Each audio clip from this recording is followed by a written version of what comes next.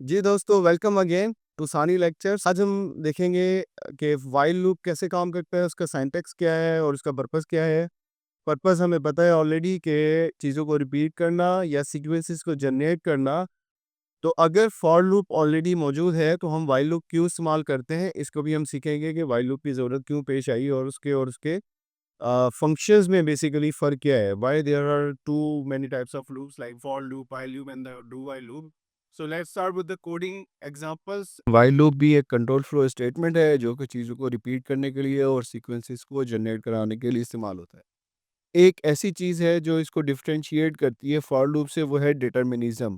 तो for loop जो है वो डिटर्मिनिस्टिक लूप है और व्हाइल लूप जो है वो नॉन डिटर्मिनिस्टिक लूप है। जहाँ पे एंडिंग कंडीशन पहले से डिटरमिन्ड हो, उस सिचुएशन में हम फॉर लूप इस्तेमाल करते हैं, और जहाँ पे चीज़ एंडिंग कंडीशन डिटरमिन्ड ना हो, वहाँ पे हम व्हाइल लूप का इस्तेमाल करते हैं। लेकिन एक चीज़ आपको ने ज़हन पे रखनी है कि हर फॉर लूप का प्रोग्राम व्हाइल लूप में कन्वर्ट किया जा सकता है, लेकिन हर व्हाइल लूप का प्रोग्राम फॉर लूप में कन्वर्ट नहीं किया जा सकता। यानी कि व्हाइल लूप से हर वो प्रोग्राम बनाया जा सकता है जो फॉर लूप में बनाया गया है।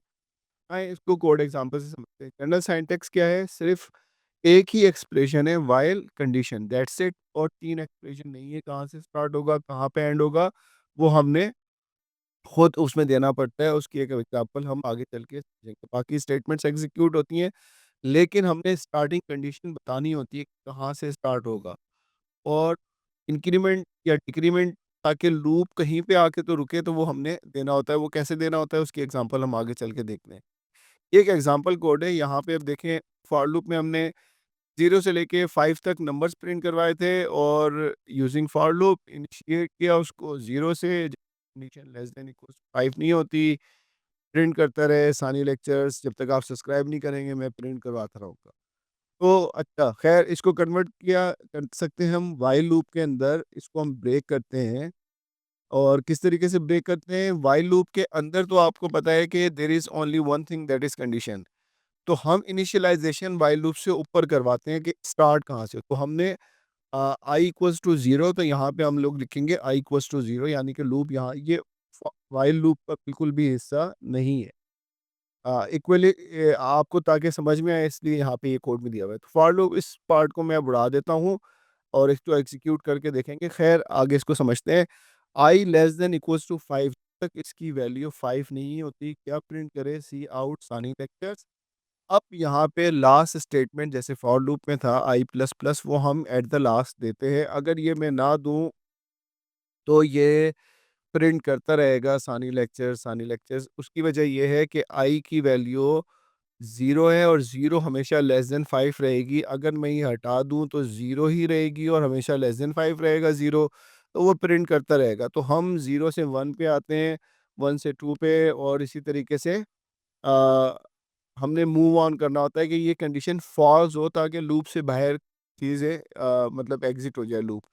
तो एक वक़्त ऐसा आएगा कि आई की वैल्यू 6 हो जाएगी और 6 लेस देन इक्वल टू 5 नहीं होगा, तो लूप से एग्ज़िट हो जाएगा।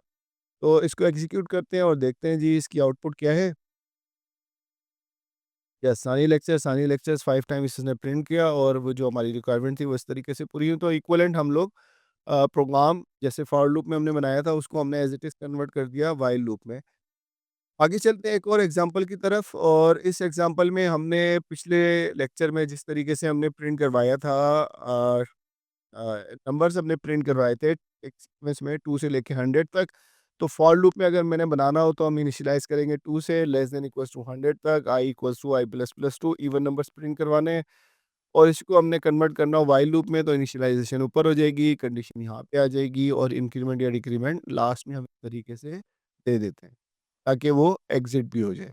तो इसकी जो आउटपुट होगी वो 2 से लेके 100 प्रिंट करेगा, और सिर्फ इवन नंबर, क्योंकि यहाँ पे इंक्रीमेंट हो रहा है, आई इक्वल्स टू आई प्लस 2, 2, 4, 8, 6, और यहाँ पे हमने इसको सी आउट में प्रिंट करवाया हुआ था। आगे चलते हैं अगली एग्जांपल पे। इस एग्जांपल में हमने पिछले जैसे लेक्चर में हमने समझा था कि हमने किसी नंबर का टेबल प्रिंट करवाना हो, एग्जैक्टली 2 का करवाना हो, तो हम फॉर लूप में तो इस तरीके से करते हैं कि हम नंबर्स जनरेट करते हैं 1 से लेके 10 तक। I equals to 1, i less than 10, i plus plus.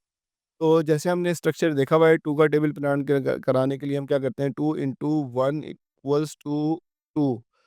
तो यहाँ पे भी हमने यही किया है कि प्रिंट करवाया है 2 का टेबल, और वाइल लूप के थ्रू तो हमने आई को इनिशियलाइज किया 1 से, और कंडीशन आ गई हमारी वाइल लूप के अंदर, और आइटरेशन आ गई यहाँ पे। तो ये इस तरीके से इसको प्रिंट करेगा 2 का टेबल।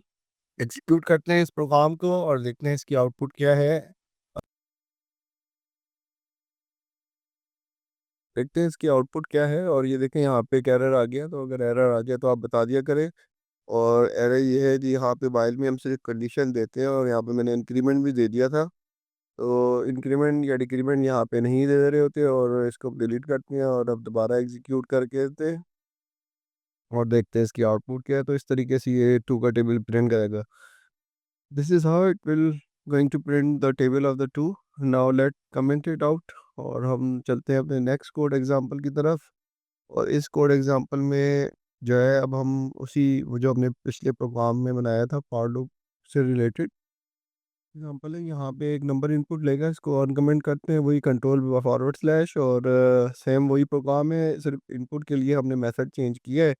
और एंटर ए नंबर एन में स्टोर हो रहा है, और वाइल आई इक्वल्स टू 1, क्योंकि वाइल लूप से बाहर हम इनिशियलाइजेशन देते हैं। वाइल लूप के अंदर कंडीशन लगाई आई लेस देन इक्वल्स टू 10, और बाकी वही सी आउट जैसे अपने टेबल प्रिंट करवाया था। सिर्फ फ़र्क ये कि एन इंटू आई है यहाँ पे, क्योंकि एन उस वो नंबर है जिसका हमने टेबल प्रिंट करवाना है, और आई जो है वो काउंटर में एग्जीक्यूट हो रहा है।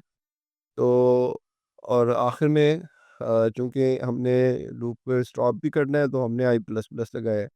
तो पहला जो है वो एन है, जो इनपुट आया है नंबर, यानी कि 2 का 3 का 4 का जो भी इनपुट आएगा उसी का नंबर प्रिंट होगा। उसके बाद एक्स साइन है टेबल में जैसे प्रिंट होती है, और आई है 1 2 3, और फिर लेट्स एग्जीक्यूट दैट आउट। तो ये हमसे एक नंबर पूछेगा। फॉर एग्जांपल मैंने नंबर दिया 7, प्रिंट किया तो 7 का टेबल इसने प्रिंट किया।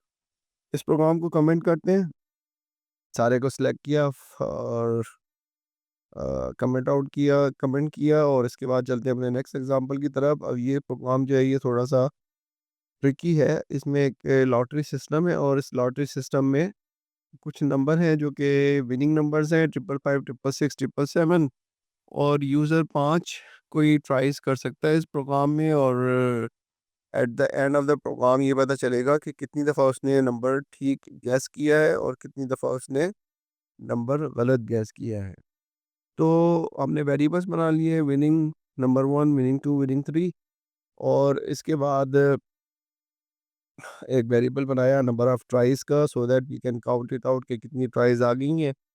इसके बाद ये एक मेन्यू डिस्प्ले करवाया है। तो यहाँ से मैं ये सॉरी मिटा देता हूँ, यूज़र को नहीं पता चलना चाहिए कि विनिंग नंबर्स कौन से हैं। तो लेट्स डिलीट दैट आउट। अब ये एक मेन्यू शो होगा, welcome to the lottery game, enter the number you have, total tries कितनी 5। तो ये वेरिएबल प्रिंट करवाया है, ये कांस्टेंट नहीं है, वेरिएबल प्रिंट होगा। यू हैव 5 चांसेस लिखा हुआ आएगा। इसके बाद हमने लूप लगाया, और लूप के अंदर फॉर लूप से बनाया है, तो हमने लगाया कि i equals to 1, i less than equals to total tries, और आई प्लस प्लस, यानी कि आई की वैल्यू 1, और फिर हमसे इनपुट लेगा, उसको चेक करेगा कि वो विनिंग नंबर है तो कॉन्ग्रेचुलेशंस। अगर वो नंबर गलत है तो sorry wrong number, try again लिखा हुआ आएगा वहाँ पे। तो आई की वैल्यू 1, सी आउट लिखा हुआ आएगा, अटैम्प्ट आई यानी कि 1, पहली दफ़ा में आई को हमने प्रिंट करवाया है। एंटर योर नंबर इनपुट आएगा, और सी इन हमने यहाँ पे इनपुट के लिए लगाया ताकि एक इनपुट यहाँ पे आ सके और वो यूज़र इनपुट के अंदर स्टोर हो जाए। इसके बाद हमने चेक किया वो जो नंबर यूज़र ने इनपुट किया है, क्या वो विनिंग नंबर 1 है या विनिंग नंबर 2 है, विनिंग नंबर 1 555 या 666 है या 777 है। अगर कोई भी एक विनिंग नंबर है तो सी आउट होगा कॉन्ग्रेचुलेशंस यू वॉन। और विंस प्लस प्लस एक वेरिएबल हमने बना दिया कि नंबर ऑफ विंस का रिकॉर्ड कहीं पे मेंटेन हो। उसके अलावा अगर कोई वो नंबर गलत एंटर हो जाता है तो प्रिंट होगा सॉरी रॉन्ग नंबर, और लूज़िस में जो है वो प्लस प्लस हो जाएगा, यानी कि sorry wrong number, try again. And of the game calculations होंगी, परसेंटेज निकलेगी, विन परसेंटेज, लूज परसेंटेज, और हमारे पास वो डिस्प्ले हो जाएगा। तो इसको कमेंट करते हैं। ये तो था व्हाइल लूप से। अब हम आते हैं इसी की एक बड़ी इंपॉर्टेंट एग्जांपल समझने की, ये व्हाइल लूप से कैसे होगा और व्हाइल लूप और फॉर लूप में बेसिक डिफरेंस क्या है, वो इस एग्जांपल से आपको आइडिया हो जाएगा। तो पिछले प्रोग्राम में तो नंबर ऑफ इनपुट्स फिक्स थे, 5 इनपुट्स थी और एग्जैक्टली 5 ही इनपुट आनी है, 1 2 3 का कोई कॉन्सेप्ट नहीं। अगर मैं ये चाहता हूँ कि एक ऐसा मैं गेम बनाया जाए, लॉटरी सिस्टम, जिसमें मुझसे इनपुट लेता जाए और जब तक इनपुट लेता जाए, जब तक कि मैं -1 एंटर ना कर दूँ, तो जब तक मुझसे इनपुट लेते जाए, यानी कि मैं इनपुट दूँ 2 number of times, 5 number of times, 10 number of times, it's up to me until and unless मैं -1 एंटर ना करूँ, वो मुझसे इनपुट लेता जाए। तो ये चीज़ कहलाती है नॉन डिटरमिनिज़्म, यानी कि डिटरमिन्ड नहीं है नंबर ऑफ इटरेशंस। जब भी कोई डिटर्मिनेशन नहीं होती तो फिर हम व्हाइल लूप लगाते हैं या डू व्हाइल लूप लगाते हैं। जब डिटर्मिनेशन होती है, यानी कि पहले से पता हो कि लूप कितने नंबर ऑफ टाइम चलेगा, 1 से लेके टोटल ट्वाइस 5 तक, जैसे ये एक एग्जांपल में था। स्टार्टिंग और एंडिंग कंडीशंस डिफाइंड हो तो फिर हम फॉर लूप में चलाते हैं। जब स्टार्टिंग और एंडिंग कंडीशंस में हमें नंबर ना पता हो तो फिर हम नॉन डिटर्मिनिस्टिक लूप लगाते हैं, जो कि व्हाइल लूप या डू व्हाइल लूप है। अब देखें, यहाँ पे कंडीशन लगी हुई है ट्रू। जब तक कंडीशन ट्रू है, true is what? True is 1, यानी कि जब तक अब ट्रू हमेशा ट्रू ही रहेगा। हम क्या करते हैं, हमने यहाँ पे यूज़र इनपुट ली, एंटर योर नंबर, और उसको हमने चेक किया कि वो अगर -1 नहीं है, if it is equals to -1, जैसे ही -1 आए तो ब्रेक कर दो। ब्रेक स्टेटमेंट क्या करता है, आपको लूप से बाहर लेके चला जाता है। अगर ये ब्रेक नहीं होता, लूप हमेशा ट्रू रहेगा और फिर वो इनपुट चेक करेगा कि इट्स ए विनिंग नंबर और it's a losing number that you have entered, और ऐसे ही इनपुट लेता जाएगा। Eight the end of the game जैसे ही यूज़र -1 एंटर करेगा, तो काम से हम बाहर आ जाएंगे और वो जो कैलकुलेशंस हैं वो डिस्प्ले हो जाएंगी कि how many number of times you have played the game and how many number of times you have von and how many number of times you have lose the game. तो basic theme ये है कि समझने की जो बात है इसमें, वो है नॉन डिटर्मिनिज्म। तो व्हाइल लूप हम यूज़ करते हैं नॉन डिटर्मिनिस्टिक लूप के लिए, फॉर लूप हम यूज़ करते हैं डिटर्मिनिस्टिक लूप के लिए। This is the